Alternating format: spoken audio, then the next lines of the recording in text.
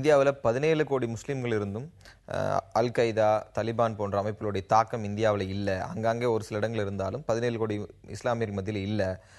இது எப்படி அப்படின்னு கேட்கும்போது நரேந்திர மோடி சொல்லக்கூடிய பதில், இதில் உளவியல் ரீதியாக ஆராயலாம், மத ரீதியாக ஆராய எனக்கு அதிகாரம் இல்லை. இது மனிதத்திற்கும் மனிதநேயமற்ற தன்மைக்கு எதிரான போராட்டம் பார்க்கணும், வேற இல்லை அப்படின்னு சொல்றாரு. அப்போ இந்த ஒரு பண்பட்ட பேச்சை வரவேற்பதில் என்ன சிக்கல் இருக்கு? பட் அதை வரவேற்பதில் ஒன்றும் சிக்கல் இல்லை. பட் அதாவது என்னன்னு சொன்னால், இப்போ பேசியிருக்கிறது மோடி கடந்த காலத்திலிருந்து பார்க்குற பொழுது தான் ஒரு அடிப்படையான கேள்வி, சந்தேகம் என்பது வருகிறது தவிர, நீங்கள் அப்புறம் அவர் சார்ந்திருக்கக்கூடிய கட்சி அப்படின்றது தான் பார்க்குறோமே தவிர, அந்த பேச்சுக்களில் அது சொல்லியுடைய சூழல்கள் என்பது நம்ம தப்புன்னு சொல்லலை.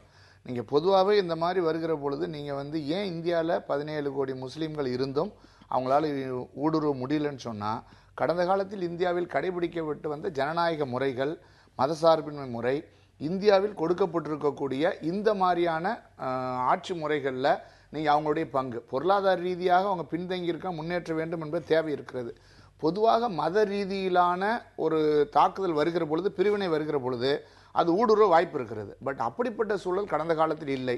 நீங்கள் இந்தியாவில் நீங்கள் பார்த்தீங்கன்னா மதக்கலவருடைய எண்ணிக்கை அதனுடைய சைஸில் நடந்தது கூட நீங்கள் சுதந்திர போராட்ட காலத்துக்கு பிற்பாடு 92 பிற்பாடு தான் அதிகம். அந்த சூழல் என்பது அதிகமாச்சு, இடையில ரொம்ப குறைவு.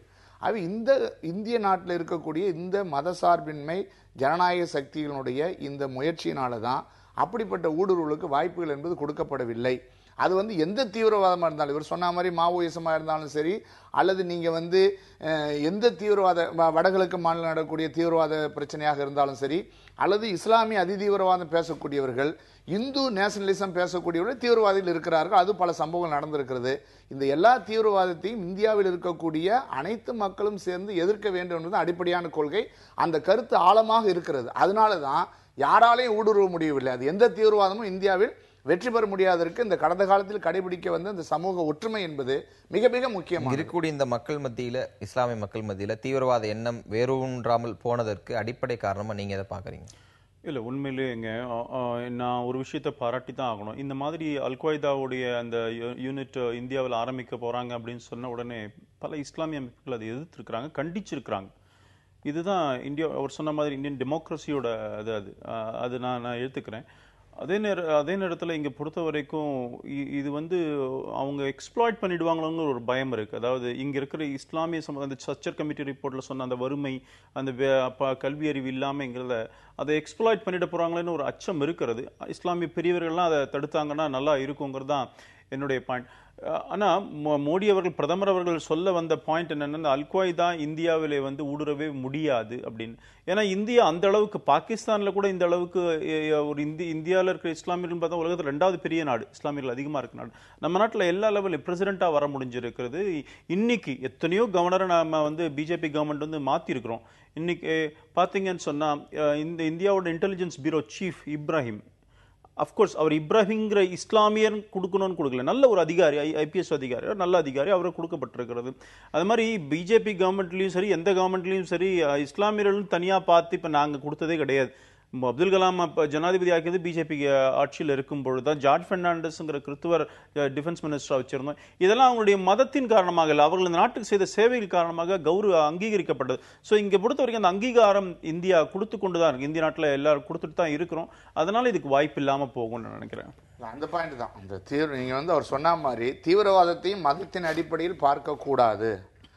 இந்த பேச்சுக்கள் அந்த துணி இருக்கிறது, அது இருக்கக்கூடாது. இந்திய மக்கள் எதிர்த்து சந்திப்பார்கள் என்ற விஷயம், இந்திய மக்கள் அதை எதிர்த்து சந்திக்க வேண்டுவதற்கான ஒற்றுமை இருக்கிறது.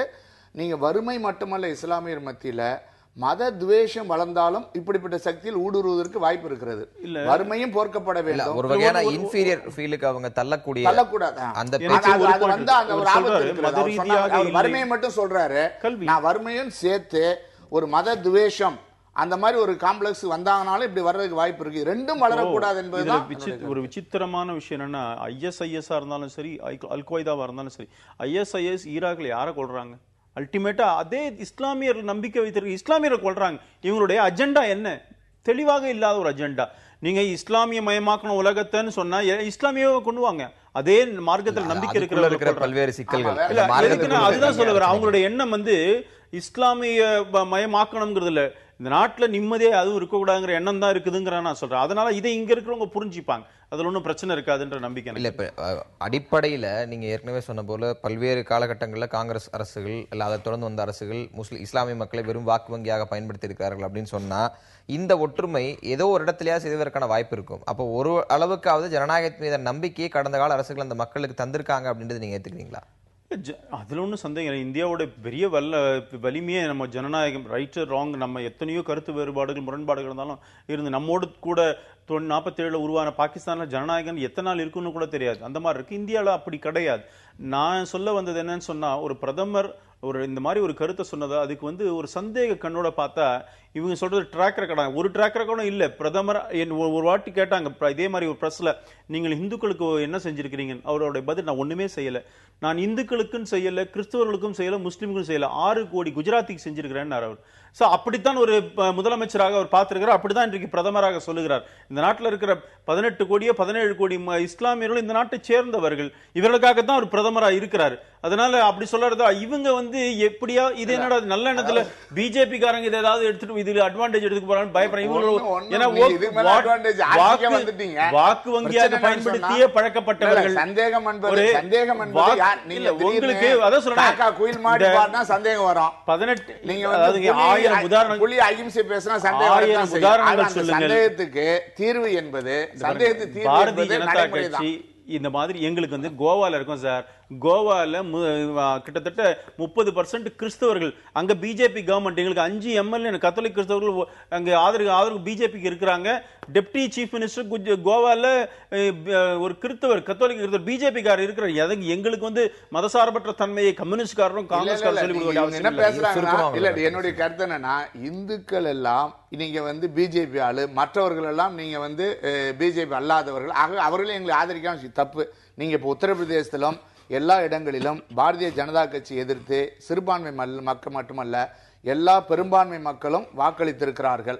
ஆகவே இந்த மதசார்பின்மை விரும்பக்கூடியவர்கள், அமைதியை விரும்பக்கூடியவர்கள் வாக்களித்திருக்கிறார்கள். அது கோவாவிலும் நீங்க வாக்களித்திருப்பதில் இந்த எல்லா மதத்தையும் சேர்ந்தவர்கள் என்பதை பார்க்க வேண்டும். அதை பிரித்து பார்ப்பது என்பது சரியாக இருக்காது. என்னுடைய கருத்து நிறைய செய்யலாம். பல்வேறு விஷயங்கள் குறித்து ஒரு சுருக்கமான கட்டத்தில் அதே சமயம் ரொம்ப அழுத்தமா பதிவு செஞ்சிருக்கோம். நிகழ்ச்சியில் கலந்து கொண்டு கருத்தில் நன்றி.